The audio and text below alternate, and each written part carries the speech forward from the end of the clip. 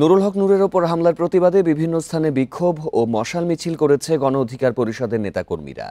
শুক্রবার রাতে পটুয়াখালী শহরের দলীয় কার্যালয় থেকে বের হয় মিছিলটি বিভিন্ন সড়ক ঘুরে প্রেস ক্লাবের সামনে গিয়ে শেষ হয়। পরে এক সংক্ষিপ্ত সমাবেশে বক্তারা নুরুল হক নূরের ওপর হামলার নিন্দা জানান। এছাড়া হামলার প্রতিবাদে কুষ্টিয়া পাবনা মহাসড়ক অবরোধ করে বিক্ষোভ করেছে গণ অধিকার পরিষদের নেতাকর্মীরা। এ সময় মহাসড়কে ১.৫ ঘন্টা যান চলাচল বন্ধ থাকে।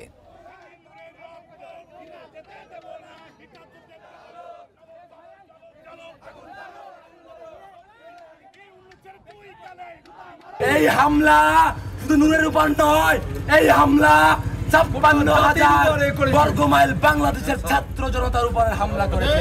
কিছু সংখ্যক প্রশাসন, সেনাবাহিনী, পুলিশ তাদের পিছনে তারা আগাই নিচ্ছে যে কিভাবে এই জাতীয় পার্টি এবং আওয়ামী লীগকে পূর্ণ বহাল করা যায়। তাই আমরা প্রতিবাদ জানাচ্ছি।